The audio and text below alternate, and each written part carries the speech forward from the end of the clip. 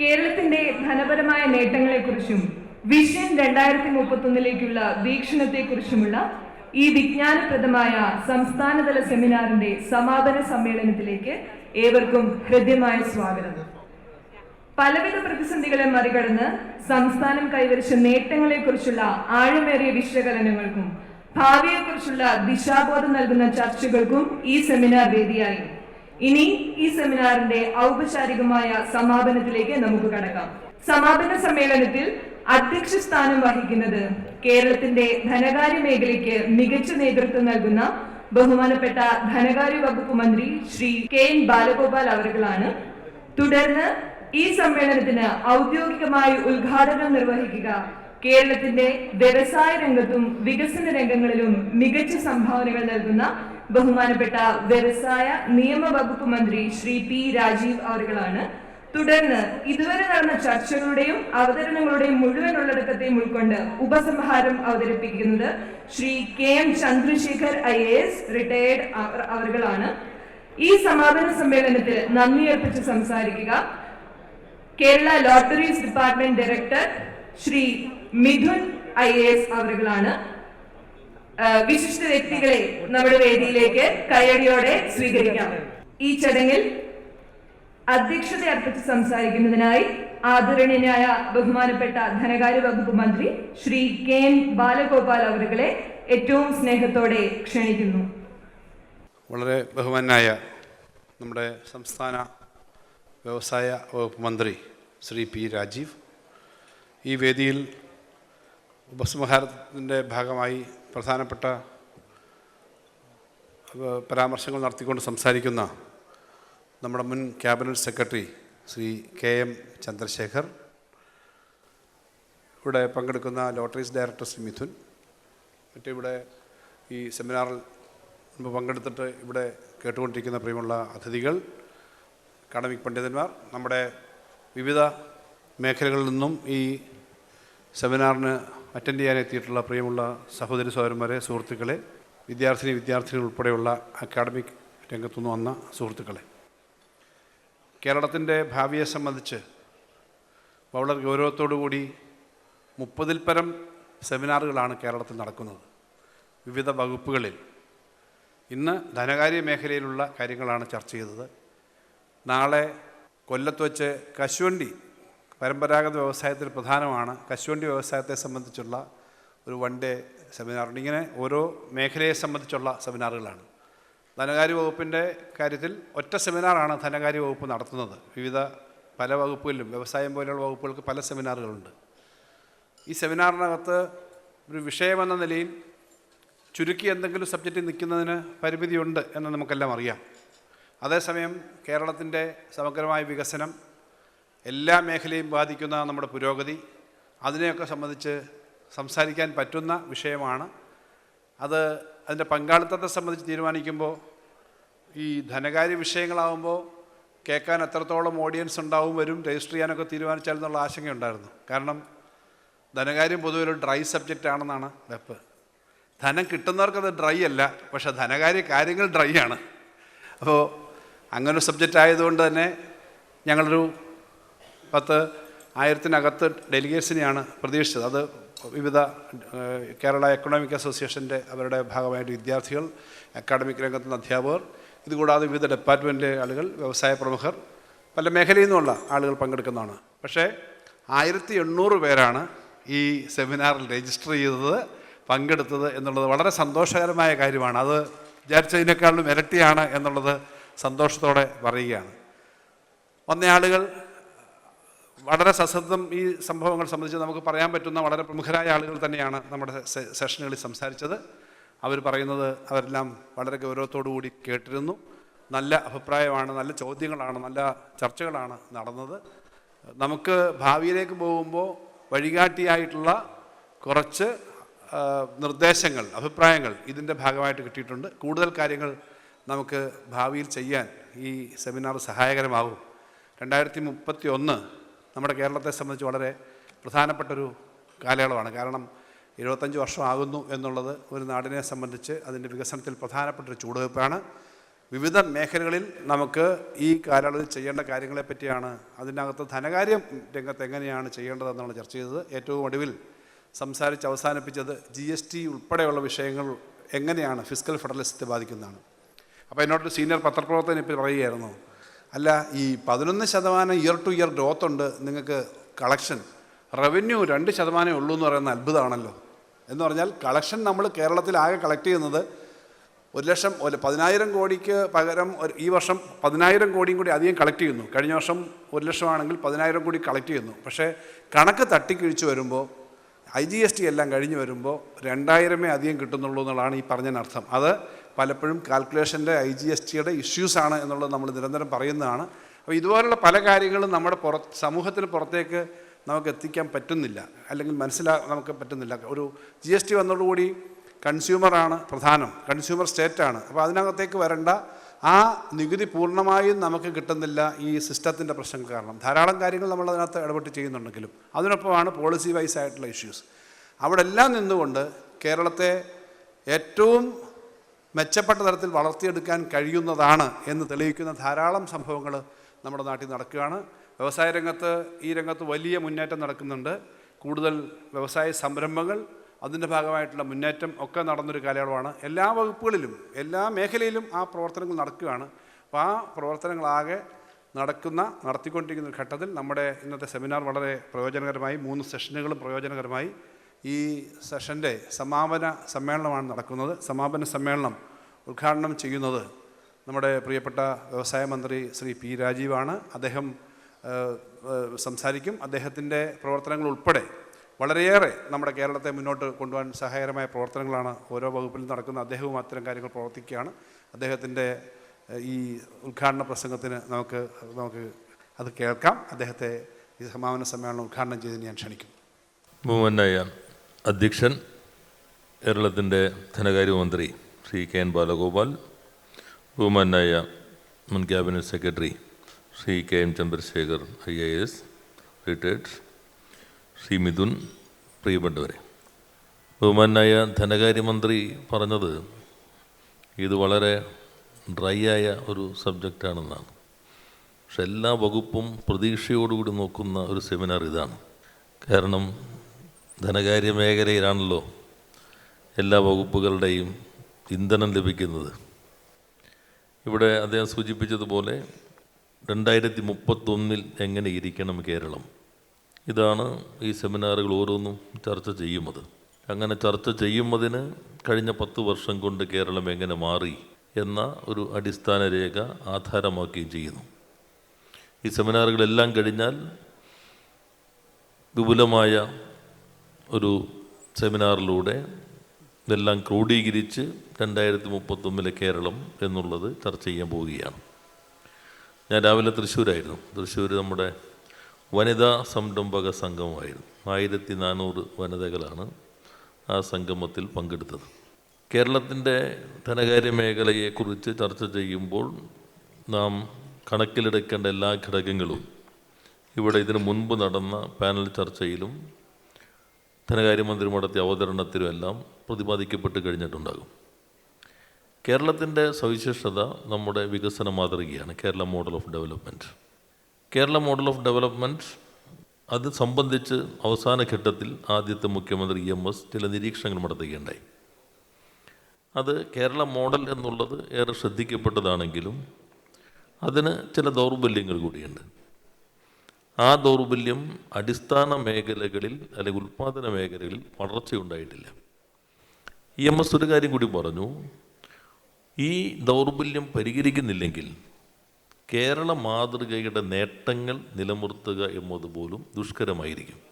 അതിനുശേഷം ആണ് പിന്നീട് അന്നത്തെ വികസന കോൺഗ്രസിനെ ഇപ്പോൾ ഓർക്കുന്നുണ്ട് പുതിയൊരു കാഴ്ചപ്പാട് അവതരിപ്പിക്കാൻ ശ്രമിച്ചത്. രണ്ടാമത്തെ ഭാഗം കേരള മാതൃകയുടെ സെക്കൻഡ് ജനറേഷൻ പ്രോബ്ലംസ്, 2ാം തലമുറ പ്രശ്നങ്ങൾ. ഇപ്പോൾ ആയുർദൈർഘ്യം, ഇപ്പോൾ ജീറിയാട്രിക്സ് എന്നുള്ളത് ഇന്ത്യയിലെ മറ്റ് സംസ്ഥാനങ്ങളിൽ ഹോസ്പിറ്റലുകളിൽ ഒരു ഡിപ്പാർട്ട്മെൻറ്റേ ആവില്ല, പീഡിയാട്രിക്സ് മതി, ജീറിയാട്രിക്സ് വേണ്ട. പക്ഷേ കേരളത്തിലെ ഏത് ആശുപത്രിയിലും ഇതൊരു ഒഴിവാക്കാനാവാത്ത ഡിപ്പാർട്ട്മെൻറ്റാണ് ആയുർദൈർഘ്യം. ഇവിടെ ജനിച്ചാൽ ഒരു 5-8 വർഷം കൂടുതൽ ജീവിക്കാം. ആഗ്രഹിച്ചിട്ട് ജനിക്കാൻ പറ്റില്ല, പക്ഷെ ജനിച്ചു പോയാൽ 5-8 വർഷം കൂടുതൽ ജീവിക്കാൻ കഴിയും. അതിൻ്റേതായ പ്രശ്നങ്ങൾ. രണ്ട്, ക്വാണ്ടിറ്റി ടു ക്വാളിറ്റി, എഡ്യൂക്കേഷൻ്റെ ക്വാണ്ടിറ്റിയിൽ നിന്ന് ഗുണപരമായ വളർച്ചയുടെ പ്രശ്നങ്ങൾ. അപ്പോൾ ഒന്ന്, നേട്ടം നിലനിർത്തണം, രണ്ടാം തലമുറ പ്രശ്നങ്ങൾ അഭിസംബോധന ചെയ്ത് മുന്നോട്ട് പോകണം.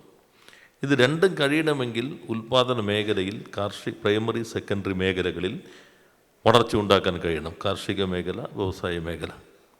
എങ്ങനെയല്ലെങ്കിൽ ഇത് നിലനിർത്തൽ ദുഷ്കരമായിരിക്കും. ഇതാണ് കഴിഞ്ഞ 10 വർഷത്തെ കാണുന്ന പ്രത്യേകത. കേരള മോഡലിൻ്റെ മുന്നോട്ട് പോക്ക്, അത് ക്വാളിറ്റിയിലേക്കുള്ള മാറ്റം. ഇപ്പോൾ നേരത്തെ വിദ്യാഭ്യാസം ക്വാളിറ്റി എഡ്യൂക്കേഷനായി, ഹെൽത്ത് കെയർ ഇപ്പോൾ ക്വാളിറ്റി ഹെൽത്ത് കെയറായി, പ്രൈമറി ആരോഗ്യ ആവശ്യങ്ങൾ എന്നതിൽ നിന്ന് ഏറ്റവും അഡ്വാൻസ്ഡ് ആയിട്ടുള്ള ഓർഗൻ ട്രാൻസ്പ്ലാന്റേഷൻ പോലെയുള്ള വളരെ അഡ്വാൻസ്ഡ് ആയിട്ടുള്ള ട്രീറ്റ്മെൻറ്റും പബ്ലിക് ഹെൽത്ത് കെയറിലേക്ക് കൊണ്ടുവരുന്ന അത്രമാത്രം വികസിതമായ ഒരു നാടായി നമ്മുടെ കേരളം മാറി. ഇപ്പോൾ ഇൻഫാൻറ്റ് മോർട്ടാലിറ്റി റേറ്റ് 5 യഥാർത്ഥത്തിൽ ലോകമാകെ ശ്രദ്ധിക്കേണ്ടതാണ്. നമ്മൾ അത്ര ആഘോഷിച്ചിട്ടില്ല എന്നുള്ളൂ. 5.6 മറ്റാണ് അമേരിക്കയിൽ. ഇവിടെ 5 ലോകത്തിലെ ഏറ്റവും കുറഞ്ഞ ശിശുമരണ നിരക്കുള്ള പ്രദേശമായി കേരളം മാറി. ഈ 10 വർഷം ഈ ക്വാളിറ്റിയിലേക്കുള്ളതായിരുന്നു. കേരള മോഡലിൻ്റെ ഈ സെക്കൻഡ് ജനറേഷൻ പ്രോബ്ലംസ് അഡ്രസ്സ് ചെയ്യാൻ പാലിയേറ്റീവ് കെയർ ഗ്രിഡ്, വയോജനങ്ങളുടെ കമ്മീഷൻ, അതുമായി ബന്ധപ്പെട്ട പ്രശ്നങ്ങൾ, ഇങ്ങനെയുള്ള മേഖല. പിന്നെ അഡ്വാൻസ്ഡ് ആയിട്ടുള്ള ജീവിതശൈലി രോഗങ്ങൾ, അതുമായി ബന്ധപ്പെട്ട പ്രശ്നങ്ങൾ. എഡ്യൂക്കേഷനിൽ ഇപ്പോൾ ഇന്ത്യയിലെ ബെസ്റ്റ് 100 കോളേജുകളിൽ ആദ്യത്തെ 18 കേരളമുണ്ട്. 18% ബെസ്റ്റ് കോളേജസ് ഉണ്ട്. 18% എന്ന് പറയുമ്പോൾ കേരളം 1.16% ഇന്ത്യയുടെ. 2.8% ജനങ്ങൾ അധിവസിക്കുന്ന കേരളത്തിലാണ് കേന്ദ്ര റാങ്കിങ്ങിൽ ഇപ്പോൾ ഏറ്റവും നല്ല 100 കോളേജുകൾ 18. 5ാമത്തെ ബെസ്റ്റ് യൂണിവേഴ്സിറ്റി കേരള യൂണിവേഴ്സിറ്റിയാണ്. 6ാമത്തെ best university Cochin university of science and ടെക്നോളജിയാണ്. അപ്പോൾ ഇങ്ങനെ ഉള്ള മാറ്റങ്ങൾ എഡ്യൂക്കേഷനിൽ വരുന്നത്. എല്ലാ വിശദാംശങ്ങളിലേക്കും പോകുന്നില്ല. ഇത് നിലനിർത്തുന്നതിന് ഇപ്പുറത്ത് നേരത്തെ EMS തന്നെ ചൂണ്ടിക്കാട്ടിയ ഈ മറ്റ് പല സാമ്പത്തിക വിദഗ്ധരും ചൂണ്ടിക്കാട്ടിയിട്ടുള്ള ദൗർബല്യം പരിഹരിക്കൽ. അതാണ് കഴിഞ്ഞ ഗവൺമെൻറ്റിൻ്റെ ഇൻഫ്രാസ്ട്രക്ചർ ഡെവലപ്മെൻറ്റ്. സാധാരണ ഇടതുപക്ഷ ഗവൺമെൻറ്റുകളുടെ പ്രാഥമിക പരിഗണനയിൽ അത്ര വരാതിരുന്ന ഒരു മേഖലയാണ്. പല ഇടപെടലുണ്ടെങ്കിലും അതിന് പ്രത്യേകമായ പ്രയോറിറ്റി വന്നു.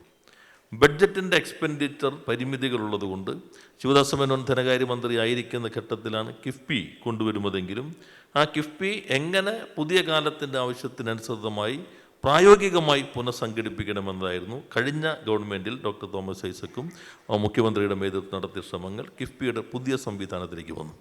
ഇതുവഴി ഇൻഫ്രാസ്ട്രക്ചർ വല്ലാതെ ഡെവലപ്പ് ചെയ്യാൻ കഴിഞ്ഞു. റോഡുകൾ, പോർട്ട്, എയർപോർട്ടുകൾ and virtual connectivity, phone, internet ഫ്രീഡമായി പ്രഖ്യാപിച്ച ലോകത്തെ ഏക സ്ഥലം, അഫോർഡബിൾ പ്രൈസിൽ നീഡി പീപ്പിൾക്ക് സൗജന്യമായി ഏറ്റവും ദരിദ്രരായ ആളുകൾക്ക്.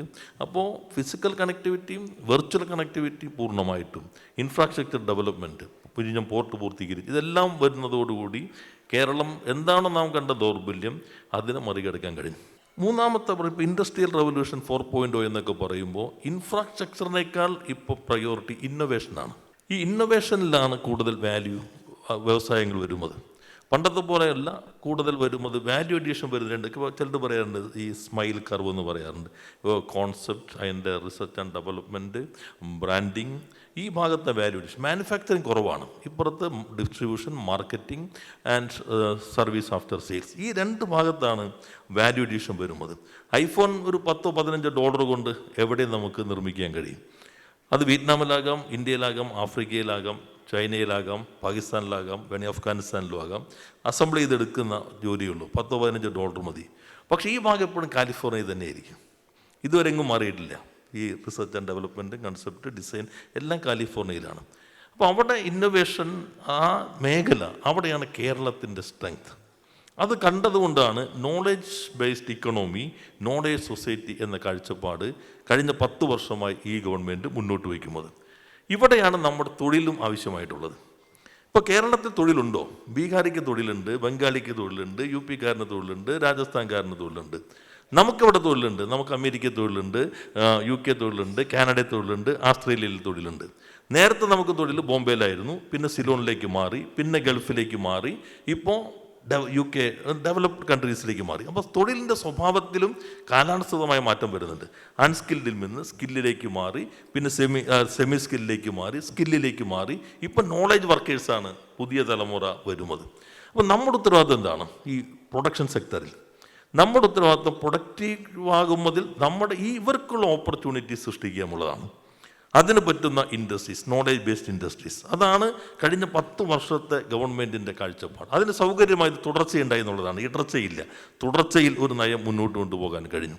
അവിടെയാണ് നമ്മൾ ഫോക്കസ് ചെയ്യുന്ന മേഖല എന്നുള്ളത്. ഇനി വരുന്ന പുതിയ സാഹചര്യം ജിയോ പൊളിറ്റിക്കൽ സാഹചര്യമാണ്. നമ്മുടെ ആളുകൾ വിചാരിച്ചാലും അവിടെ നിൽക്കാൻ പറ്റാത്ത രൂപത്തിൽ സാഹചര്യം പല ലോക രാജ്യങ്ങളിലും വരുന്നു. 2, മൈഗ്രേഷൻ്റെ സ്വഭാവം മാറി. നേരത്തെ പോയവർ തിരിച്ചു വരുന്നുവെങ്കിൽ ഈ പുതിയ രാജ്യങ്ങളിലേക്ക് പോകുന്നവർ അവിടെ നിൽക്കാൻ ആഗ്രഹിച്ചിരുന്നു ഈ പുതിയ ജിയോ പൊളിറ്റിക്കൽ സാഹചര്യത്തിന് മുൻപ്. അപ്പോൾ ഇവർക്ക് എങ്ങനെ തൊഴിലവസരം സൃഷ്ടിക്കാം? അതിലാണ് ഈ കഴിഞ്ഞ 10 വർഷം കേന്ദ്രീകരിച്ചിട്ടുള്ളത് പുതിയ നോളേജ് ബേസ്ഡ് ഇൻഡസ്ട്രീസ്. നിങ്ങൾ ലിങ്ക്ഡിൻ്റെ റിപ്പോർട്ട് ശ്രദ്ധിച്ചിട്ടുണ്ടാകും. ലിങ്ക്ഡിൻ പ്രൊഫൈലുകളിൽ വന്നിട്ടുള്ള അപ്ഡേഷൻ മാത്രം അടിസ്ഥാനപ്പെടുത്തിക്കൊണ്ട് കഴിഞ്ഞ ദിവസം ധനകാര്യമന്ത്രി ഉണ്ടായിരുന്നു, ഇവിടെ വെച്ച് തന്നെ റിലീസ് ചെയ്ത റിപ്പോർട്ട് പറയുന്നത് 2025 ഓഗസ്റ്റ് വരെ കേരളത്തിലേക്ക് തിരിച്ചു വന്നിരിക്കുന്ന പ്രൊഫഷണലുകളുടെ എണ്ണം 40,000 അമേരിക്ക, യൂറോപ്പിൽ ജോലി ചെയ്യുന്ന ഒരാൾ അവിടെ നിന്ന് കൊച്ചിയിലെ കമ്പനിയിലേക്കോ തിരുവനന്തപുരത്തേക്ക് മാറിയാൽ ഉടൻ തന്നെ പ്രൊഫൈൽ അപ്ഡേറ്റ് ചെയ്യും. ഈ പ്രൊഫൈൽ അപ്ഡേറ്റ് അനാലിസിസ് മാത്രമാണ് 40,000 reverse migration, return migration is happening. ഒപ്പം കേരളത്തിൻ്റെ talent pool growth as per this LinkedIn report 172%, highest in the country. 172%. നമ്മുടെ ടാലൻറ്റ് പൂൾ റാങ്കിങ് 9th ആണ്. പക്ഷേ ടാലൻറ്റ് പൂൾ ഗ്രോത്ത് റാങ്കിങ്ങിൽ കേരള ഇസ് നമ്പർ 1, 172%. അപ്പോൾ പുതിയ ഈ മാറ്റം ഇതാണ് നമ്മുടെ ആഭ്യന്തര വരുമാനത്തെയും വർദ്ധിപ്പിക്കുന്നത്. കൂടുതൽ വാല്യൂ അഡീഷനിലേക്ക് വരുന്നു, അത്തരം വ്യവസായങ്ങൾ ശക്തിപ്പെടുന്നു. പിന്നെ നേരത്തെ പറഞ്ഞ വിഴിഞ്ഞം പോർട്ട് പോലെയുള്ള സൗകര്യങ്ങൾ, നമ്മൾ നടത്തിയ ഇൻവെസ്റ്റ് കേരള ഗ്ലോബൽ സബ്മിറ്റ്, ഇപ്പോൾ ലേറ്റസ്റ്റ് സ്റ്റാറ്റസ് അനുസരിച്ച് 24% of the EOE could be converted to construction stage. എന്നുവെച്ചാൽ 98 പ്രൊജക്റ്റ് ഇപ്പോൾ നമ്മൾ കല്ലിട്ട് കഴിഞ്ഞു, നിർമ്മാണം നടന്നുകൊണ്ട്. ഒടുവിലത്തെയാണ് ഞാൻ പത്മഭൂഷൺ ഭാരത് ബയോടെക്കിൻ്റെ കൃഷ്ണയിലയുടെ ഞാൻ കല്ലിട്ടത്. അതിന് 97ാമത്തെയാണ് മുഖ്യമന്ത്രി കല്ലിട്ട അദാനി ലോജിസ്റ്റിക്. അപ്പോൾ ഈ സംരംഭങ്ങൾ വരുന്നു, നല്ല മാറ്റം വരുന്നു. ഈ ഉൽപ്പാദന മേഖലയിലെ വളർച്ച കൊണ്ട് മാത്രമേ ആഭ്യന്തര വരുമാനം വർദ്ധിപ്പിക്കാൻ കഴിയുള്ളൂ. അതിലിപ്പോൾ മിഷൻ ഞങ്ങൾ സംരംഭക വർഷം 1,00,000 സംരംഭം എന്ന് പ്ലാൻ ചെയ്തപ്പോൾ അത്ഭുതമായിരുന്നു. ഇപ്പോൾ 3,50,000 പുതിയ സംരംഭങ്ങൾ വന്നു. അപ്പോൾ ചിലർ പറഞ്ഞു അത് ഉദ്യം രജിസ്ട്രേഷൻ വന്ന മാറ്റമാണ്. ഉദ്യം രജിസ്ട്രേഷൻ 2021 കേരളത്തിലാകെയുള്ള സംരംഭങ്ങൾ 85,000 ആണ്. ഇന്നത്തെ കണക്ക് നിങ്ങളിപ്പോൾ ഉദ്യം രജിസ്ട്രേഷൻ നോക്കുകയാണെങ്കിൽ അത് 16,63,335 എന്നുവെച്ചാൽ ഞങ്ങൾ തുടങ്ങുമ്പോൾ, ഈ ഗവൺമെൻറ് തുടങ്ങുമ്പോൾ 85,000 ഉള്ളൂ. ഇപ്പോൾ 16,63,335. ഉദ്യം രജിസ്ട്രേഷനിലെ ഗ്രോത്ത് നോക്കുകയാണെങ്കിൽ ഒരു 15.25 ലക്ഷം പുതിയ സംരംഭങ്ങൾ വന്നിട്ടുണ്ട്. പക്ഷെ അതെല്ലാം പുതിയതല്ല, ഇൻഫോർമൽ ട്രേഡ് എല്ലാം രജിസ്റ്റർ ചെയ്യുന്നതാണ്. പുതുതായി വന്നിരിക്കുന്നത് 3,50,000 സംരംഭങ്ങളാണ്. ഇതിൽ കേരളത്തിൻ്റെ പ്രത്യേകത 42% ആർ വുമൺ ഓൺട്രപ്രണേഴ്സ്. ഈ മൊത്തം സംരംഭകരുടെ ഉദ്യം രജിസ്ട്രേഷൻ്റെ അവരുടെ കണക്കനുസരിച്ച് 42% വുമൺ ഓൺട്രപ്രണേഴ്സാണ്. ഇനി എങ്ങനെ ഇതിനെ കുറെ കൂടി സമ്പദ്ഘടനയ്ക്ക് ശക്തിപ്പെടുത്താം? അതാണ് ഇപ്പോൾ ഗവൺമെൻറ് നടപ്പിലാക്കുന്ന മിഷൻ 1000. 1000 സംരംഭങ്ങൾ 100 കോടി ടേൺ ഓവർ ശരാശരി. 70 കോടി ടേൺ ഓവറുള്ള 100 കോടി ആകാം, 120, 150 ആകാം. അപ്പോൾ 1000 സംരംഭങ്ങൾ 100 കോടി ശരാശരി ടേൺ ഓവർ എന്ന് പറഞ്ഞാൽ 1 lakh crore ടേൺ ഓവറുള്ള 1000 സംരംഭങ്ങൾ. അത് നമ്മുടെ സമ്പദ്ഘടനയെ വല്ലാതെ ചലനാത്മകമാക്കും. ഇപ്പോൾ ഞങ്ങൾ ചർച്ച ചെയ്തുകൊണ്ടിരിക്കുന്നത് 10,000 വേണോ 1,00,000 വേണോ എന്നായിരുന്നു ഇന്നത്തെ ഡിസ്കഷൻ. 1 കോടി ടേൺ ഓവറുള്ള 1,00,000 സംരംഭങ്ങളാക്കി കേരളത്തിലെ നാനോ സംരംഭങ്ങളെ മാറ്റുക. അപ്പോൾ ഈ മൈക്രോ 1,00,000 കോടി ടേൺ ഓവർ, നാനോ മൊത്തം നോക്കുമ്പോൾ 1,00,000 കോടി ടേൺ ഓവർ. ഇത് വരുന്നതോടുകൂടി എക്സ്ചക്കറിലേക്ക് വരുമാനം വർദ്ധിക്കും. നമ്മുടെ ഈ മേഖലയിലേക്കുള്ള സമ്പദ്ഘടന കുറെ കൂടി ചലനാത്മകമാകും, പുതിയ തൊഴിലവസരങ്ങൾ സൃഷ്ടിക്കും. അതുവഴി മാത്രമേ കേരളത്തിന് നവകേരള നിർമ്മിതിക്ക് ഇത് പ്രധാനപ്പെട്ടതാണ്. അതാണ് പൊതുവെ ഗവൺമെൻറ് ശ്രമിച്ചുകൊണ്ടിരിക്കുന്നത്. അതിൻ്റെ പ്രത്യേകത ഒരു കളക്റ്റീവ് വർക്കാണ്. ഇപ്പോൾ നമ്മൾ പുതിയ കഴിഞ്ഞ ഈ നിയമസഭയിൽ പ്രധാനപ്പെട്ട നിയമങ്ങൾ പാസ്സാക്കിയത്. പക്ഷേ ഈ ബഹളങ്ങളാണ് കൂടുതൽ മാധ്യമങ്ങൾ വരുമെന്നുള്ളത് കൊണ്ട് നിങ്ങളും ചിലപ്പോൾ ശ്രദ്ധിച്ചിട്ടുണ്ടാവില്ല. അതിലൊന്ന് ഇൻവെസ്റ്റ്മെൻറ്റിൻ്റെ ഒരു പ്രൊമോഷൻ്റെ പുതിയൊരു ബോർഡ് രൂപീകരിക്കുകയുണ്ടായി. മുഖ്യമന്ത്രി ചെയർമാനായി, ഇൻഡസ്ട്രീസ് മിനിസ്റ്റർ കോ ചെയർമാനായി, മറ്റ് പ്രധാനമന്ത്രിമാരിലെ അംഗങ്ങളായിട്ടുള്ള ഒരു ബോർഡ്. ഈ പ്രധാന പ്രൊപ്പോസലുകൾ വൻകിട നിക്ഷേപങ്ങൾക്കുള്ള നിയമാനുസൃതമായിട്ടുള്ള ഇളവുകളോ പ്രത്യേക ആനുകൂല്യങ്ങളോ വേണമെങ്കിൽ തീരുമാനമെടുക്കാനുള്ള അധികാരം നൽകുന്ന ഒരു സംവിധാനം നിയമസഭ ഇപ്പോൾ ഈ നിയമം വഴി പാസ്സാക്കി കഴിഞ്ഞു. അതിൻ്റെ നടത്തിപ്പിന് ചീഫ് സെക്രട്ടറി അധ്യക്ഷനായിട്ട്, ഇൻഡസ്ട്രീസിൻ്റെ പ്രിൻസിപ്പൽ സെക്രട്ടറി അതിൻ്റെ വൈസ് ചെയർമാനായിട്ട് ഒരു സംവിധാനം, ഫിനാൻസ് സെക്രട്ടറിക്ക് ഉൾപ്പെടുന്ന ഒരു സംവിധാനം അതിന് നടത്തിപ്പിന് വേണ്ടിയും ഇപ്പോൾ രൂപീകരിച്ചു കഴിഞ്ഞു. ഇനി ഗവർണർ കൂടി ഒപ്പിടണം. രണ്ടാമത്തെ പബ്ലിക് സർവീസിൻ്റെ ഇതാണ്, ഒരു കമ്മീഷൻ രൂപീകരിച്ചിരിക്കുകയാണ്. സർവീസ് കൃത്യസമയത്ത് കിട്ടുന്നത് നോട്ടിഫൈ ചെയ്യുന്നില്ലെങ്കിൽ ഉദ്യോഗസ്ഥർക്ക്, നമ്മൾ 2012 റൈറ്റ് ടു സർവീസ് ആക്ട് പാസ്സാക്കിയതാണ്. പക്ഷെ ഒരാൾക്ക് പോലും ഫൈൻ ഈടാക്കിയിട്ടില്ല. 500 മുതൽ 5000 രൂപ ഫൈൻ ഈടാക്കാൻ വ്യവസ്ഥയുണ്ടെങ്കിലും ഒരാൾക്കും ഫൈൻ ഈടാക്കാത്ത ഒരു, എന്ന് വെച്ചാൽ അത്രയ്ക്ക് പെർഫെക്റ്റ് ആണെന്നല്ല, ഈ സംവിധാനം വർക്ക് ചെയ്തിരുന്നില്ല. അതാണ് ഇപ്പോൾ നമ്മൾ ഒരു ഇൻഡിപെൻഡൻറ്റ് കമ്മീഷൻ രൂപീകരിക്കാൻ ബില്ലിൽ വ്യവസ്ഥ ചെയ്യുന്നുണ്ട്. സർവീസ് കിട്ടുന്നില്ലെങ്കിൽ അപ്പീൽ അതോറിറ്റികൾക്ക് വീഴ്ച വരുത്തിയാലും കമ്മീഷന് തീരുമാനമെടുക്കാം. അപ്പോൾ ഗവേണൻസ് കുറേ കൂടി ട്രാൻസ്പെറൻ്റ് ആകുന്നു, കുറേ കൂടി ഡെമോക്രാറ്റിക്കായി മാറുന്നു എന്നതുകൂടി അതിൻ്റെ ഭാഗമായിട്ട് വരുന്നുണ്ട്. നമ്മുടെ പ്രധാനപ്പെട്ട പ്രശ്നം ഇവിടെ ധനകാര്യ മന്ത്രി പറഞ്ഞതുപോലെ ഫിസ്ക്കൽ ഫെഡറലിസവുമായി ബന്ധപ്പെട്ടുകൊണ്ടാണ്. കോൺസ്റ്റിറ്റ്യൂവൻ്റ് അസംബ്ലിയിൽ ഈ സെയിൽ ടാക്സിന് ഒരു ക്യാപ്പ് വേണോ എന്നൊരു ഡിസ്കഷൻ വരികയുണ്ടായി. സംസ്ഥാനങ്ങൾ ചുമത്തുമ്പോൾ അന്ന് അംബേദ്കർ പറഞ്ഞു, ഇപ്പം തന്നെ എല്ലാം നമ്മൾ കേന്ദ്രത്തിലേക്ക് എടുത്തു കഴിഞ്ഞു, ഇനി ക്യാപ്പ് കൂടി വെച്ച് കഴിഞ്ഞാൽ പിന്നെ സ്റ്റേറ്റിന് എന്തെങ്കിലും അധികാരം ഉണ്ടാവോ എന്നാണ് അന്ന് അംബേദ്കർ ഉത്കണ്ഠപ്പെട്ടതെങ്കിൽ ഇപ്പോൾ കംപ്ലീറ്റ് GST വന്നതോടുകൂടി അങ്ങോട്ട് മാറി. സ്റ്റേറ്റിൻ്റെ ഫ്രീഡം, പരിമിതമായി ഉണ്ടായിരുന്ന ആ സ്വാതന്ത്ര്യവും അധികാരവും ഇപ്പോൾ പൂർണ്ണമായും കവർന്നെടുത്തു. അതാണ് നേരത്തെ ഇവിടെ പറഞ്ഞത്. നേരത്തെ ശരാശരി 50 to 48 ആയിരുന്നു. 52 ഇവിടെ വന്നാൽ 48 നമ്മുടെ നിന്ന് പോകുന്നത് തിരിച്ചിങ്ങോട്ട് വരും. ഇപ്പോൾ 80 to 18 മാറി. 80 to 80, നേരത്തെ 50 to 48 ഒരു ഫിനാൻസ് മാനേജ്മെൻറ്റ് ഇപ്പുറത്ത് വരുമ്പോൾ 80 to 18 ആകുമ്പോൾ, 18 മാത്രം കേന്ദ്രത്തിൽ നിന്ന് ഇങ്ങോട്ട് വരുമ്പോൾ ഉണ്ടാകുന്ന ആ അവസ്ഥ, അതിന് കേരളത്തിലെ ധനകാര്യ വകുപ്പിന് പ്രത്യേകം അഭിനന്ദി. One of the best fiscal management ആയിരുന്നു ഈ 4.5 വർഷക്കാലം ധനകാര്യമന്ത്രിയുടെ നേതൃത്വത്തിൽ നടന്നിട്ടുള്ളത്. അതാണ് ഇപ്പോൾ നമുക്ക് കുറേ കൂടി ഇത് ചർച്ച ചെയ്യാനുള്ള സാഹചര്യം കിട്ടിയത്. നമുക്ക് സ്റ്റെബിലിറ്റിയിലേക്ക് വന്നു, റിസോഴ്സസ് വരുമാനം കൂടി, അതിൻ്റെ നികുതി വരുമാനം കൂടി. എന്നാൽ ഈ ബോറോവിങ് ലിമിറ്റ് പ്രശ്നമാണ്, നമുക്കെല്ലാവർക്കും അറിയാം. പിന്നെ സെസ്സാണ് കൂടുതൽ വരുന്നത്, സർചാർജാണ്. കോൺസ്റ്റിറ്റ്യൂഷൻ്റെ ഈ സെസ്സും സർചാർജും സ്റ്റേറ്റിന് പങ്കുവയ്ക്കേണ്ടതില്ല. ടാക്സ് ആണെങ്കിൽ സ്വാഭാവികമായിട്ടും പൂൾ വരും, പൂളിൽ നിന്ന് നമുക്കുള്ള വിഹിതം കിട്ടും. ഈ രണ്ട് ഇതിലേക്കാണ് ഇപ്പോൾ കേന്ദ്രത്തിൻ്റെ റിസോഴ്സ് മൊബിലൈസേഷൻ ചേരുന്നത്. അതിൻ്റെ പരിമിതികളെല്ലാം വരുന്നു. ആ ഘട്ടത്തിൽ ഇപ്പോൾ ഇവിടെ ചർച്ച ചെയ്യുന്ന രൂപത്തിൽ നമ്മുടെ ആഭ്യന്തര വരുമാനം വർദ്ധിപ്പിക്കാൻ, അതുവഴി നമ്മുടെ നികുതി വരുമാനം വർദ്ധിപ്പിക്കാൻ കഴിയും. നികുതിയുടെ നെറ്റും അതിൻ്റെ ആ വലയും കുറേ കൂടി വിപുലപ്പെടുത്തേണ്ടതുണ്ട് എന്നതാണ് നാം ശരിക്കും ചർച്ച ചെയ്യേണ്ടത്. ആ വല വിപുലപ്പെടേണ്ടതുണ്ട്. ഏതെല്ലാം തലങ്ങളിലേക്ക് വരണം എന്നതും ചർച്ച ചെയ്യണം. അതിന് പറ്റുന്ന രൂപത്തിലുള്ള കാഴ്ചപ്പാടുകൾ ഈ സെമിനാറിൽ ഉയർന്നു വന്നിട്ടുണ്ടാകും എന്ന് പ്രതീക്ഷിച്ചുകൊണ്ട് ക്യാബിനറ്റ് സെക്രട്ടറിക്കായി പ്രവർത്തിച്ച ശ്രീ KM ചന്ദ്രശേഖർ IAS, അദ്ദേഹത്തെ പോലുള്ളവരുടെ സാന്നിധ്യം, പിനാകി പോലെയുള്ളവരുടെ, ചക്രവർത്തിയെ പോലുള്ളവരുടെ പ്രസൻസ്, അതെല്ലാം ഇത് സെമിനാറിന് കുറേ കൂടി പ്രാധാന്യം നൽകുന്നുണ്ട് എന്ന് കൂടി സൂചിപ്പിച്ചുകൊണ്ട് നിങ്ങളുടെ എല്ലാവരുടെയും അനുമതിയോടുകൂടി ഈ സമാപന സമ്മേളനം ഉദ്ഘാടനം ചെയ്ത് അറിയിച്ച് വാക്കുകൾ അവസാനിപ്പിക്കുന്നു. എല്ലാവർക്കും നന്ദി, നമസ്കാരം. നന്ദി സർ. കേരളം അറ്റ് 2031 എന്ന ഈ സംസ്ഥാനതല സെമിനാറിൻ്റെ ഭാഗമായി വികസന പ്രശ്നങ്ങൾ തിരിച്ചറിയലും പരിഹാര നിർദ്ദേശങ്ങളും എന്ന വിഷയത്തിൽ Gulati institute of finance and ടാക്സേഷനും കേരള എക്കണോമിക് അസോസിയേഷനും ചേർന്ന് നടത്തിയ ക്യാമ്പസ് മത്സരം കേരളത്തിൽ അങ്ങോളം ഇങ്ങോളം കോളേജ് ഗവേഷണ വിദ്യാർത്ഥികളായി നടത്തപ്പെടുകയുണ്ടായി. ഈ മത്സരത്തിൻ്റെ വിശദാംശങ്ങൾ നൽകുന്നതിനും വിജയികളെ പ്രഖ്യാപിക്കുന്നതിനുമായി കേരള എക്കണോമിക് അസോസിയേഷൻ്റെ general secretary Shri Santhosh T. Varghese സാറിനെ വേദിയിലേക്ക് ക്ഷണിക്കുന്നു.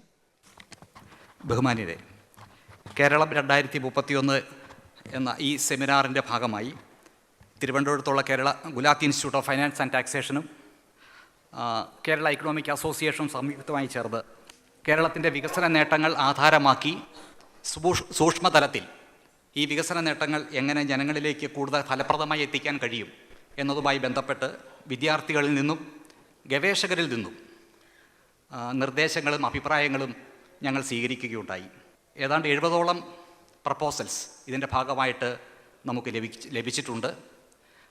കുറഞ്ഞ സമയം മാത്രമേ ഇത്തരമൊരു നിർദ്ദേശങ്ങളും അഭിപ്രായങ്ങളും സ്വീകരിക്കുന്നതിന് വേണ്ടി നൽകാൻ കഴിഞ്ഞിരുന്നുള്ളൂ എങ്കിൽ കൂടി സെൻട്രൽ യൂണിവേഴ്സിറ്റി ഓഫ് കേരള മുതൽ കേരള യൂണിവേഴ്സിറ്റി വരെ ഈ കേരളത്തിലെ വിവിധ ജില്ലകളിൽ നിന്ന് ഏതാണ്ട് 70ഓളം പ്രപ്പോസൽസാണ് ഞങ്ങൾക്ക് ലഭിച്ചത്. അതിൽ നിന്ന് 5 പ്രപ്പോസൽസിനെ ഞങ്ങളുടെ ജഡ്ജിങ് പാനൽ ഇവിടെ ഒരു പുരസ്കാരം നൽകി ആദരിക്കുന്നതിനായിട്ട് തിരഞ്ഞെടുത്തിട്ടുണ്ട്. അത് ഞാൻ ക്രമത്തിൽ വായിക്കുകയാണ്. ഇത് റാങ്ക് ചെയ്തിട്ടില്ല, പകരം ഇതെല്ലാം തന്നെ ഏതാണ്ട് ഒരേ നിലവാരത്തിൽ നിൽക്കുന്നു എന്നുള്ളതുകൊണ്ട് ശ്രദ്ധേയമായിട്ടുള്ള നിർദ്ദേശങ്ങൾ, പുതുമയുള്ളതും എന്നാൽ പ്രായോഗിക സാധ്യത കൂടുതലുള്ളതുമായിട്ടുള്ള നിർദ്ദേശങ്ങളാണ് ഇവിടെ ഒരു ടോപ്പ് 5 എന്ന നിലയിൽ തിരഞ്ഞെടുത്തിട്ടുള്ളത്. അതിലൊന്നാമതായിട്ട് silver opportunities Kerala's path to an inclusive elder economy എന്ന വിഷയത്തിൽ സമർപ്പിച്ചിട്ടുള്ളത് Aryan US, Animol Thomas, Ishak P. Cochin യൂണിവേഴ്സിറ്റിയിലെ ഡിപ്പാർട്ട്മെൻറ്റ് ഓഫ് അപ്ലൈഡ് ഇക്കണോമിക്സിലെ വിദ്യാർത്ഥികളാണ്. ഈ പുരസ്കാരം നൽകുന്നതിന് വേണ്ടി ബഹുമാന്യനായിട്ടുള്ള കേരളത്തിൻ്റെ ധനകാര്യമന്ത്രി ശ്രീ ബാലഗോപാൽ അവരുകളെ ക്ഷണിച്ചുകൊള്ളുന്നു.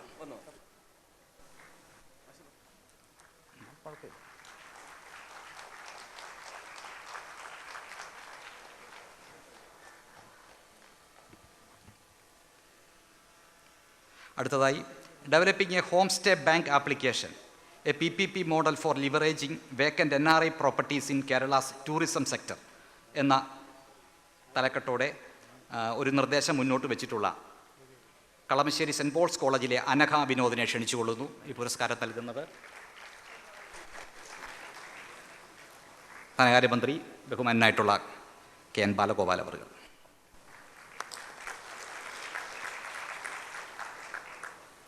മൂന്നാമതായി സ്വച്ഛ് സുഖം, reinventing the patient experience in government hospitals of Kerala എന്ന proposal സമർപ്പിച്ചിട്ടുള്ള Nandana R and Roshan Jose, KN Raj school of economics, Mahatma Gandhi university.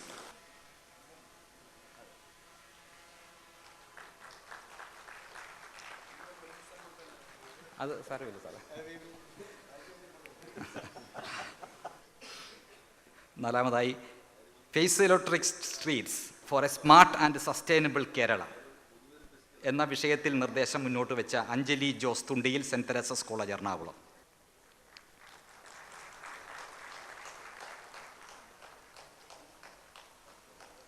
അടുത്തതായി stray dogs, the കണൻഡ്രം in Kerala, possibilities and challenges എന്ന പ്രശ്നവുമായി ബന്ധപ്പെട്ടിട്ടുള്ള പ്രപ്പോസൽ മുന്നോട്ട് വെച്ച Arun Paul, Gulati institute of finance and taxation.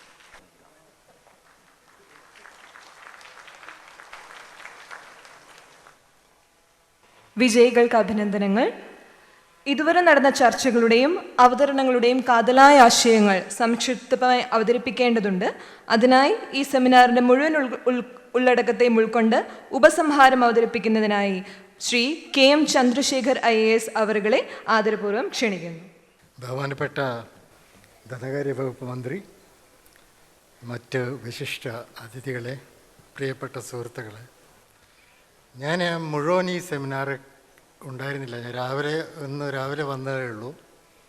ഉച്ചയ്ക്കുള്ള സെമിനാറിൻ്റെ മിക്കവാറും ഭാഗം ഞാൻ കേട്ടു.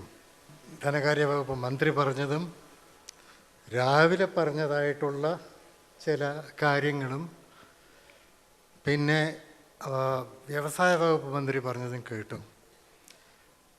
ഒരു കാര്യം എനിക്ക് പ്രത്യേകം പറയാനുള്ളത്, നമുക്ക് എന്തൊക്കെ ചെയ്യാൻ പറ്റും എന്നുള്ളതിൽ ഊന്നൽ വയ്ക്കണം. നമ്മുടെ ലിമിറ്റേഷൻസ് എന്തൊക്കെയാണ്? കേന്ദ്രം ഇത് തരുന്നില്ല, മറ്റുള്ളവർ തരുന്നില്ല, നമുക്കൊന്നും ചെയ്യാൻ പറ്റില്ല. അതിനെ പറ്റിയിട്ട് നമുക്കതിന് വേണ്ടിയിട്ട് പല സ്ഥലങ്ങളിലും പോയിട്ട് ഇങ്ങനെ നമ്മുടെ വിമർശനം പറയാം. പക്ഷെ അതല്ലാതെ നമുക്ക് ചെയ്യാൻ പറ്റുന്ന കാര്യത്തിൽ കൂടുതൽ ഊന്നൽ കൊടുക്കണമെന്നാണ് എൻ്റെ അഭിപ്രായം. അപ്പോൾ അത് പലതും ഇൻഡസ്ട്രീസ് മിനിസ്റ്റർ പറഞ്ഞത് കേട്ടു. അതെല്ലാം നല്ലതാണ്. പക്ഷെ നമ്മുടെ മൈൻഡ് സെറ്റ് മാറിയിട്ടില്ലെങ്കിൽ, ഇപ്പോൾ ഈ നമ്മുടെ മൈൻഡ് സെറ്റ് എപ്പോഴും ഈ സെൻട്രൽ ഗവൺമെൻറ്, സ്റ്റേറ്റ് ഗവൺമെൻറ് എന്നുള്ളൊരു മൈൻഡ് സെറ്റിലിരുന്നാൽ നമുക്ക് വേണ്ട പ്രോഗ്രസ് നമ്മൾ അച്ചീവ് ചെയ്യാൻ പോകുന്നില്ല. അപ്പോൾ എന്തൊക്കെയാണ് നമ്മൾ ചെയ്യേണ്ടതെന്നുള്ളത് പ്രത്യേകം അറിയണം. പല കാര്യങ്ങളും രണ്ട് മന്ത്രിമാരും പറഞ്ഞു. നമുക്ക് ആക്ച്വൽ സിറ്റുവേഷൻ നോക്കുകയാണെങ്കിൽ നമ്മൾ പ്രൈവറ്റ് സെക്ടറിനെ പറ്റി നോക്കാം, പബ്ലിക് സെക്ടറിനെ പറ്റി നോക്കാം, അഗ്രികൾച്ചറിനെ പറ്റി നോക്കാം. അതേമാതിരി നമ്മുടെ ഫൈനാൻഷ്യൽ സിറ്റുവേഷൻ സ്റ്റേറ്റിൻ്റെ അതിനെ പറ്റിയിട്ട് നമ്മൾ നോക്കണം. അത് നോക്കിയിട്ട് നമുക്കെന്താ ചെയ്യാൻ പറ്റുമെന്നുള്ളത് ആദ്യം മുന്നിൽ വെച്ചിട്ട് പിന്നെ നമുക്ക് പോളിസി ഫ്രെയിം ചെയ്യണം. അതാണ് ബെസ്റ്റ് മെത്തേഡ്. അല്ലെങ്കിൽ നമുക്ക് ദിവസം മുഴുവൻ 2-3 ദിവസം ഇരുന്നിട്ട് ഞാൻ കംപ്ലീറ്റ് ആയിട്ട് എഗ്രി ചെയ്യുന്നു, കേന്ദ്രത്തിൽ നിന്ന് വേണ്ട ഇത് ഒരു ഷെയർ നമുക്ക് കിട്ടുന്നില്ല എന്നുള്ളത്. നമ്മൾ ഫൈനാൻസ് കമ്മീഷൻ്റെ പല മീറ്റിങ്സിലും ഇദ്ദേഹത്തിൻ്റെ കൂടെ ഞാൻ ചേർന്നിട്ടുണ്ട്. പക്ഷേ അതുകൊണ്ട് നമ്മൾ ശരിയാവില്ല. അത് പറഞ്ഞത് കൊണ്ട് നമുക്ക് യാതൊരു ഗെയിനും ഇല്ല. അത് നമ്മൾ മനസ്സിൽ വെച്ചിട്ട് വേണം മുന്നോട്ട് പോകാൻ. ഇപ്പം നമ്മൾ അഗ്രികൾച്ചറിൻ്റെ കാര്യം, ഇന്നാളൊരു വേറെ ശനിയാഴ്ച ഒരു സെമിനാർ ഉണ്ടായിരുന്നു. ഞാൻ അതിൽ പോയി. ഒരു വർക്ക്ഷോപ്പ് മാതിരി കേരള അഗ്രികൾച്ചറൽ യൂണിവേഴ്സിറ്റി നടത്തിയത്. ഒരു പുതിയ പുസ്തകം ചില റിട്ടയേർഡ് ഓഫീസേഴ്സ് കൊണ്ടുവന്നിട്ടുണ്ട്. എൻ്റെ പേര് ബിയോണ്ട് സിനിസിസം 2.0, കേരള 2.0.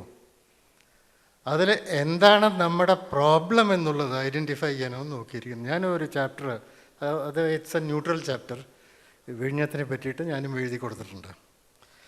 ഇപ്പോൾ നമുക്ക് അഗ്രികൾച്ചർ നോക്കുകയാണെങ്കിൽ, ഞാൻ ആദ്യമായിട്ടാണ് അറിഞ്ഞത് ഇതൊക്കെ, ഏതാണ്ട് നമുക്കൊരു 150 നിയമങ്ങളുണ്ട് അഗ്രികൾച്ചറിൽ. ഒരു സെക്ഷൻ 72 ഉണ്ട് കേരള നമ്മുടെ ലാൻഡ് റിഫോംസ് ആക്റ്റിൽ. അത് പ്രകാരം ഹോൾഡിങ്ങിനൊരു സൈസ് വെച്ചിട്ടുണ്ട്. അതിങ്ങനെ കുറഞ്ഞ് വന്നിട്ട് ഇപ്പോഴത്തെ ആവറേജ് ഹോൾഡിംഗ് സൈസ് 28 സെൻറ്റാണ് പെർ ഫാമർ. ഈ 28 സെൻറ്റ് കൊണ്ട് എന്താണ് ഫാർമർ ചെയ്യാൻ പോകുന്നത്? അത് നമുക്ക് നമ്മുടെ മനസ്സിലില്ലെങ്കിൽ how are we going to proceed? ഇപ്പോൾ ലീസിങ് ഇസ് നോട്ട് അലൗഡ്. അതേമാതിരി പ്ലാന്റേഷൻ ആക്ട് ഒരെണ്ണമുണ്ട്. അത് ബേസിക്കലി അഗ്രികൾച്ചറൽ വർക്കേഴ്സ് ആക്ട് ഉണ്ട്. ഇതൊക്കെ നമ്മളൊരു പഴയ മൈൻഡ് സെറ്റ്, ഞാൻ അതിനെ നീലക്കോയിൽ മൈൻഡ് സെറ്റ് എന്നാണ് പറയുക. പണ്ടത്തെ ഒരു മൈൻഡ് സെറ്റ് ഉണ്ട്, where everybody is exploiting everybody else. നമുക്ക് എക്സ്പ്ലോയിറ്റേഷൻ സ്റ്റോപ്പ് ചെയ്യാനാണ് ഗവൺമെൻറ് എന്നാണ് നമ്മുടെ ചിന്താഗതി. അത് മാറിയിട്ടില്ലെങ്കിൽ നമുക്ക് വേണ്ട ചേഞ്ചസ് വരാൻ പോകുന്നില്ല. നമുക്ക് ഈ ഓവർ റെഗുലേഷൻ തീർച്ചയായിട്ടും കുറയ്ക്കണം. That is the first lesson ഈ എല്ലാ സെമിനാറിലും നിങ്ങൾ നോക്കേണ്ടത്. ഈ ഇദ്ദേഹം പറഞ്ഞ മാതിരി കേരളം 2.0 അല്ല, എന്താ മോഡൽ 2.0 അല്ലേ, എന്തൊരു ഇത് വിഷൻ 2031. വിഷൻ ആക്ച്വലി ഞാൻ ഇതിൽ വൈസ് ചെയർമാനായപ്പോൾ, പ്ലാനിംഗ് ബോർഡിൻ്റെ വൈസ് ചെയർമാനായപ്പോൾ, അന്ന് ശ്രീ ഉമ്മൻചാണ്ടിയായിരുന്നു ചീഫ് മിനിസ്റ്റർ. അദ്ദേഹം പറഞ്ഞു ഒരു വിഷൻ ഉണ്ടാക്കണം നമുക്ക് 2030 വരെ. ഞാൻ national council of applied economic റിസർച്ചിനെ വിളിച്ചു. ഒരു 2 കൊല്ലം ഇതേമാതിരി പല മീറ്റിങ്സും നടത്തി. അത് കഴിഞ്ഞിട്ട് 4 വോള്യൂം പ്രൊഡ്യൂസ് ചെയ്തു. ആ 4 വോള്യൂംസ് ഇപ്പോഴും പ്ലാനിംഗ് ബോർഡിൻ്റെ കയ്യിലിരിക്കുന്നുണ്ട്. അത് യൂസ് ചെയ്യണം. അതാണ് ഞാൻ പറയുന്നത്. അതിൽ ചിലത് നിങ്ങൾ എഗ്രി ചെയ്യുന്നുണ്ടാവും, ചിലത് എഗ്രി ചെയ്യുന്നുണ്ടാവില്ല. പക്ഷെ അതൊരു ബേസായിട്ട് ഉപയോഗിച്ചിട്ട് നമ്മൾ മുന്നോട്ട് പോയാൽ അതല്ലേ നല്ലത്. എല്ലാ ഗവൺമെൻറ്റും എൻ്റെ അഭിപ്രായത്തിൽ, എനിക്ക് ലെഫ്റ്റ് UDF LDF ഒന്നും ഇല്ല, ഞാനൊരു ഉദ്യോഗസ്ഥനായിരുന്നു. എനിക്ക് തോന്നുന്നത് every government should build on the previous government, whatever the previous government has done. വിഴിഞ്ഞം ഇസ് എ വണ്ടർഫുൾ എക്സാമ്പിൾ. ഒരു ഗവൺമെൻറ് അത് സ്റ്റാർട്ട് ചെയ്തു, മറ്റേ ഗവൺമെൻറ് അത് സ്ട്രോങ് ആയിട്ട് ഫോളോ അപ്പ് ചെയ്തു. എല്ലാ പ്രോബ്ലംസും അവിടെ നമുക്ക് ഒരു സൊല്യൂഷൻ കണ്ടെത്താൻ പറ്റി. അതേമാതിരി പക്ഷേ ചില കാര്യങ്ങളിൽ നമ്മുടെ പോളിസി ക്ലിയർ ആണെന്ന് പറയുന്നത്, അതിൽ നമ്മൾ പോയത് ഒരു പബ്ലിക് പ്രൈവറ്റ് പാർട്ട്ണർഷിപ്പ് മോഡലാണ്. പക്ഷേ കുറച്ച് കാലം കഴിഞ്ഞിട്ട് നമ്മുടെ ഈ തിരുവനന്തപുരം എയർപോർട്ട്, അത് പ്രൈവറ്റ് പബ്ലിക് പാർട്ട്ണർഷിപ്പ്, നമ്മുടെ ഏരിയ അല്ല, അത് ഗവൺമെൻറ് ഓഫ് ഇന്ത്യയുടെയാണ്. പക്ഷെ അതും നമ്മൾ എതിർത്തു. വൈ? അതുകൊണ്ട് നമുക്കിപ്പോൾ അവിടെ ഇൻവെസ്റ്റ്മെൻറ്റ് നടക്കുന്നില്ലേ? അപ്പം നമ്മുടെ പ്രോബ്ലംസ് നമ്മൾ ഉൾക്കൊണ്ട് അതിന് ഒരു ഉത്തരം കണ്ടില്ലെങ്കിൽ, അതിനൊരു പോളിസി ഫോർമുലേറ്റ് ചെയ്തില്ലെങ്കിൽ വേണ്ടത്ര വികസനം നമുക്ക് ചെയ്യാൻ പറ്റില്ല. അതാണ് എനിക്ക് പ്രത്യേകം പറയാനുള്ളത്. ഈ ഇപ്പോൾ എൻറ്റയർ സീരീസ് 30 സെമിനാറുകളിൽ ഇത് നമ്മൾ മനസ്സിൽ ക്ലിയർ ആയിട്ടൊരു ഫോക്കസ് വേണം. What are we going to do? How can we do it? Not that this fellow didn't do it so I can't get anything. I can do anything. അത് പറഞ്ഞിട്ട് കാര്യമില്ല. You have to accept the reality and then go forward. If you don't accept the reality, then we will again be struggling forward in every area. അപ്പോൾ ഇതേമാതിരി ഫൈനാൻസിൽ പറഞ്ഞു. ഇപ്പോൾ ഇന്നലെ CAG report ഞാൻ വായിച്ചു, എൻ്റെ ന്യൂസ് പേപ്പർ റിപ്പോർട്ട്. നമ്മുടെ total എക്സ്പെൻഡിച്ചറിൻ്റെ 89 മുതൽ 92% റവന്യൂ എക്സ്പെൻഡിച്ചറാണ്. നമ്മുടെ ടോട്ടൽ ബോറോയിങ്ങിൻ്റെ 5.18% മാത്രമേ ക്യാപിറ്റൽ ക്രിയേഷനിലേക്ക് പോകുന്നുള്ളൂ. പിന്നെ കമ്മിറ്റഡ് ആൻഡ് ഇൻഫ്ലെക്സിബിൾ എക്സ്പെൻഡിച്ചർ നമ്മുടെ ടോട്ടൽ എക്സ്പെൻഡിച്ചറിൻ്റെ 75% ആണ്. ഇത് നമുക്ക് എങ്ങനെ മാറ്റാൻ പറ്റുമെന്നുള്ളത് നോക്കണം. അതല്ലെങ്കിൽ ഇതേമാതിരി പോയിക്കൊണ്ടിരുന്നാൽ നമുക്ക് വേണ്ടത്ര നമ്മുടെ ഗവൺമെൻറ് പറയുന്ന മാതിരി പൂർണ്ണമായിട്ട് വികസനത്തിന് എങ്ങനെ നമ്മൾ ഫണ്ട്സ് കണ്ടെത്തുമെന്നുള്ളത് മാത്രമല്ല, നമ്മുടെ അടുത്ത് ഫണ്ട്സ് ഇല്ലെങ്കിൽ പ്രൈവറ്റ് ഫണ്ട്സ് നമുക്ക് കൊണ്ടുവരാൻ പറ്റണം. ഇത് വെറുതെ നമ്മൾ പല കോൺക്ലേവ്സും മറ്റതൊക്കെ എല്ലാ സ്റ്റേറ്റും നടത്തുന്നുണ്ട്. പല പുതിയ കാര്യങ്ങളും അതിൽ പറയുന്നുണ്ട്. പിന്നെ പല MOU സൈൻ ചെയ്യുന്നുണ്ട്. വേണ്ടത്ര പ്രോഗ്രസ് പല ഏരിയയിലും നടക്കുന്നില്ല. അപ്പം നമുക്ക് ഐഡൻറ്റിഫൈ ചെയ്തിട്ട് നമുക്ക് ഓരോ ഏരിയയിലും ഒരു പോളിസി നമുക്ക് ഉണ്ടാക്കണം. ഇത് same thing with higher education. ഞാനൊരു ദിവസം സെമിനാറിലിരിക്കുമ്പോൾ ഞാൻ പണ്ട് മുതലേ പ്ലാനിങ് ബോർഡിലുള്ളപ്പോൾ തന്നെ I was in favour of private universities. അത് അഡീഷനാണ്. ഇപ്പോഴത്തെ യൂണിവേഴ്സിറ്റീസ് കണ്ടിന്യൂ ചെയ്യട്ടെ, but there should be an addition. അത് എൻ്റെ അടുത്ത് നമ്മുടെ തോമസ് ഐസാക്ക് ഇരിക്കുന്നുണ്ടായിരുന്നു. തോമസ് ഐസാക്ക് പറഞ്ഞു, I did not agree with you then, but now I agree with you. അത് കഴിഞ്ഞിട്ട് ഗവൺമെൻറ് ഒരു ആക്ട് ഉണ്ടാക്കി. അത് നടപ്പിലാവുമെന്ന് let us hope, because it is important that we have good education. Why should our children go to Bangalore or to US or any other place for education? 12th class വരെ നമുക്ക് reasonably good education we have. But what can you do to provide that quality of education here? You should bring children here. ഇപ്പോൾ നമ്മുടെ ഇന്നലെ ഞാൻ വായിച്ചു പേപ്പറിൽ that നമ്മുടെ prime മിനിസ്റ്ററും UK പ്രൈം മിനിസ്റ്റർ സ്റ്റാമർ അവർ രണ്ടുപേരും കൂടിയിട്ട് 9 university from US UK it should come to India. അപ്പോൾ അതിൽ നമുക്ക് നോക്കണ്ടേ? Because we have got beautiful land. നമ്മുടെ അടുത്ത് വയനാട്ടിൽ ലാൻഡുണ്ട്, ഇടുക്കിയിൽ ലാൻഡുണ്ട്. അവിടെയെല്ലാം നമുക്കൊരു യൂണിവേഴ്സിറ്റി സെറ്റപ്പ് ചെയ്യാനുള്ള സാധ്യതയുണ്ട്. നമ്മുടെ കുട്ടികൾക്ക് invariably why are you forcing them to Saint Stephen's College? എൻ്റെ പഴയ കോളേജാണ്. പക്ഷേ why should you force them to go there? They should be able to study here. ഈ വക മാറ്റങ്ങൾ നിങ്ങൾ മനസ്സിൽ വെച്ചിട്ടില്ലെങ്കിൽ പിന്നെ പല കമ്പനികളും പണ്ട് മുതലേ പല കമ്പനികളും പുതിയതായിട്ട് പണ്ട് 1991 വരെ ഒരു സ്ഥാപനം ഉണ്ടായിരുന്നു, DGTD എന്ന് പറഞ്ഞിട്ട്, directorate general of technical development. അത് പറയും, ഒരു വല്ല ഇൻഡസ്ട്രിയലിസ്റ്റ് അവിടെ പോവുകയാണെങ്കിൽ പറയും, ഈ കമ്പനി നിങ്ങൾ കേരളത്തിൽ തുടങ്ങും, ഈ കമ്പനി നാഗാലാൻഡിൽ തുടങ്ങും എന്നൊക്കെ പറയും.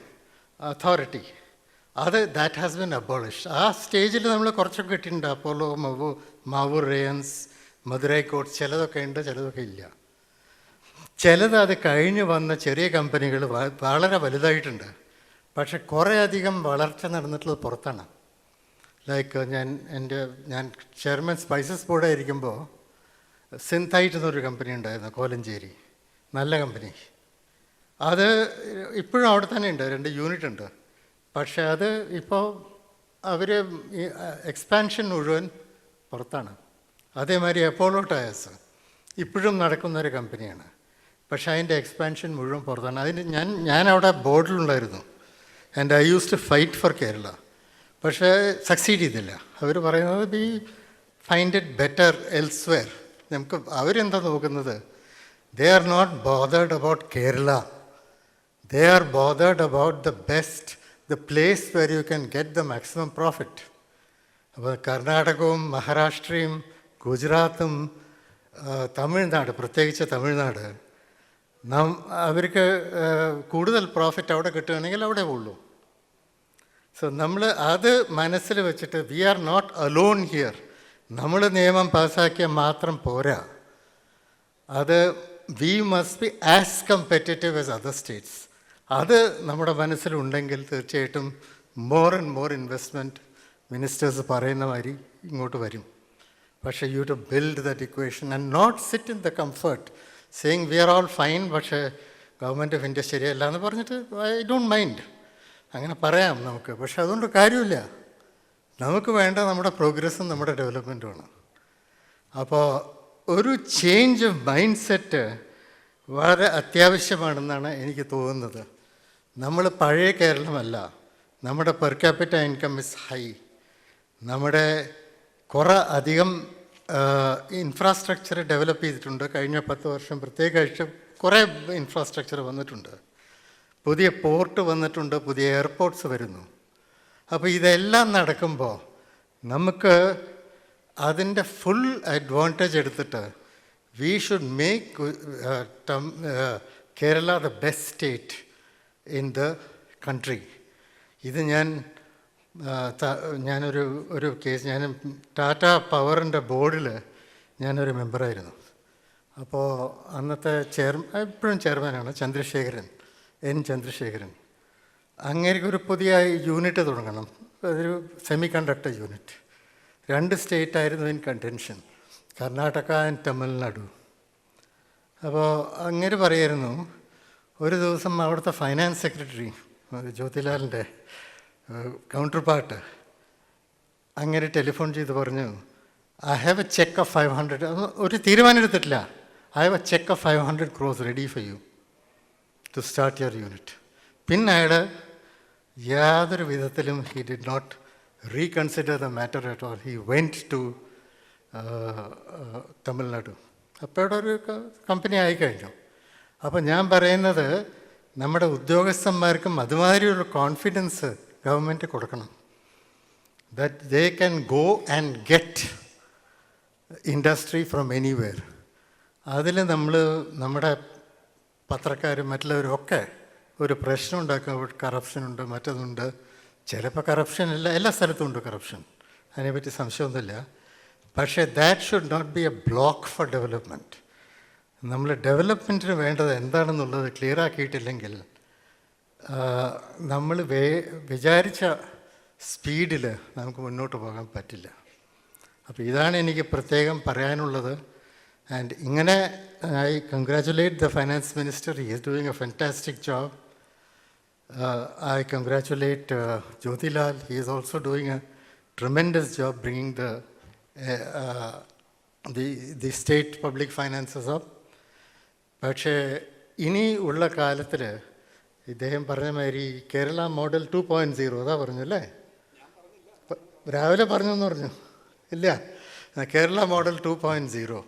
കേരള മോഡൽ 2.0 അത് ഉണ്ടാക്കുമ്പോൾ അത് ക്ലിയറായിട്ട് എന്താണ് ചെയ്യേണ്ടത്, എന്താണ് ചെയ്യാൻ പറ്റുന്നത്, with completely forgetting the competitive part of it. ഈ കോൺഫ്ലിക്റ്റ് പാർട്ടല്ല വേണ്ടത്. What can we do today and how can we achieve results, അത് മാത്രമായിരിക്കണം. അപ്പോൾ അത്രേ എനിക്ക് പറയാനുള്ളൂ. Thank U.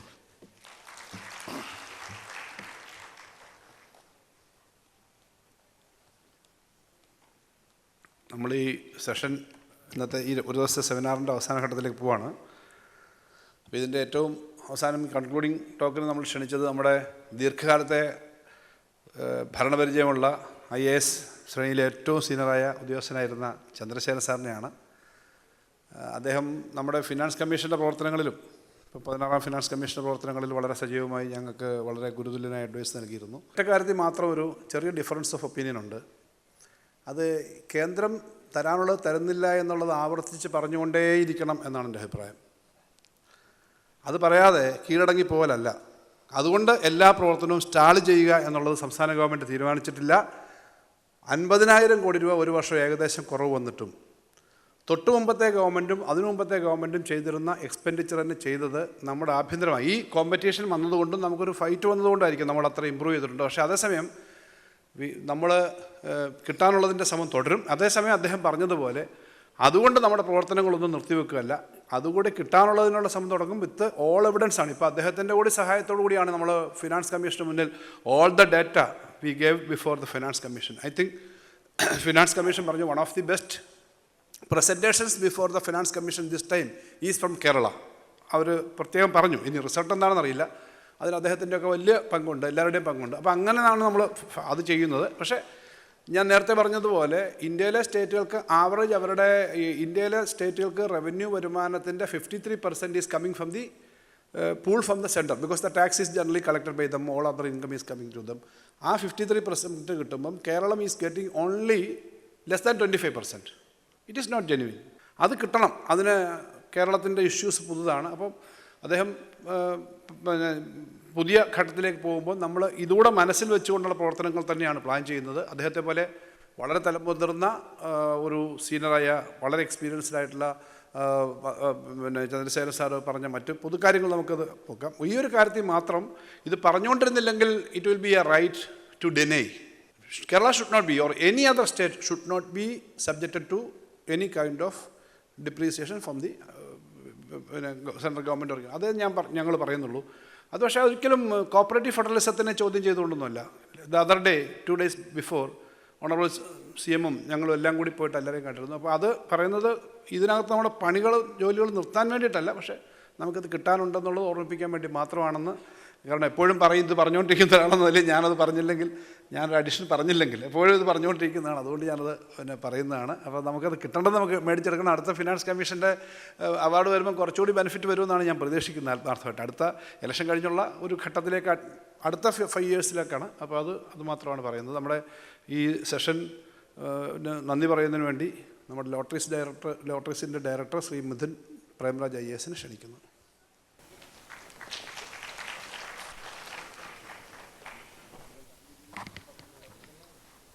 ഏവർക്കും നമസ്കാരം. ഏറെ ഫലപ്രദവും വിജ്ഞാനപ്രദവുമായ വിവിധ മേഖലകളിലെ സംവാദങ്ങളിലൂടെ നമ്മുടെ വിഷൻ 2031 സെമിനാർ സക്സസ്ഫുള്ളി നമ്മളിവിടെ നടത്തി കഴിഞ്ഞിരിക്കുന്നു. ഈ മനോഹരമായ കേരളത്തിൻ്റെ മുന്നിലുള്ള സാധ്യതകളും ഇപ്പോൾ നേരിടുന്ന ചില വെല്ലുവിളികളും തീർച്ചയായിട്ടും ഇന്ന് നമ്മളിവിടെ ഡിസ്കസ് ചെയ്ത സംവാദങ്ങളിലൂടെയും അതിൽ ഉരുത്തിരിഞ്ഞു വന്ന സൊല്യൂഷൻസിലൂടെയും നമുക്ക് നേരിട്ട് കേരളത്തിനെ ഒരു വികസന കുതിപ്പിലേക്ക് നമുക്ക് തീർച്ചയായിട്ടും കൊണ്ടുപോകാൻ സാധിക്കും. ആദ്യമായി നമ്മുടെ സമാപന സമ്മേളനത്തിൻ്റെ അധ്യക്ഷനായ കേരള ധനകാര്യ വകുപ്പ് മന്ത്രി ബഹുമാനപ്പെട്ട ശ്രീ KN ബാലഗോപാൽ അവർകളെ ഏറെ സ്നേഹത്തോടെ ഞാൻ ഈ അവസരത്തിൽ നന്ദി സൂചിപ്പിക്കുന്നു.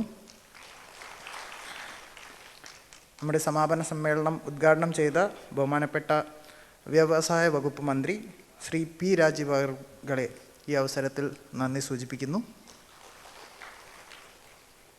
നമ്മോടൊപ്പം ഈ സമാപന സമ്മേളനത്തിൽ ജോയിൻ ചെയ്ത് ഉപസംഹരിച്ച് സംസാരിച്ച വളരെ ബ്യൂറോക്രാറ്റും റിട്ടയർഡ് ക്യാബിനറ്റ് സെക്രട്ടറിയുമായ KM ചന്ദ്രശേഖർ സാറിനെ ഈ അവസരത്തിൽ നന്ദി സൂചിപ്പിക്കുന്നു.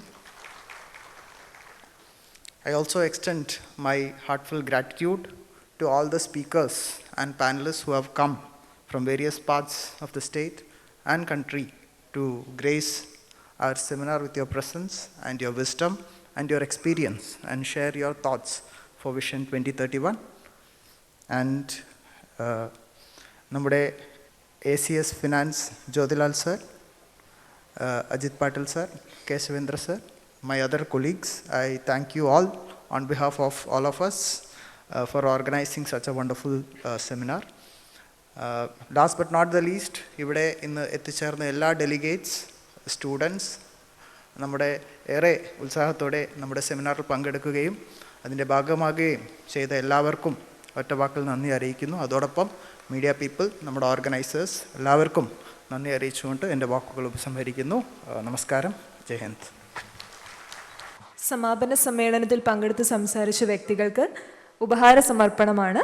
ശ്രീ KM ചന്ദ്രശേഖർ സാറിനും ശ്രീ മിഥുൻ പ്രേംരാജ് IAS സാറിനും ഉപഹാരം ബഹുമാനപ്പെട്ട മന്ത്രി സമർപ്പിക്കും. Thank you.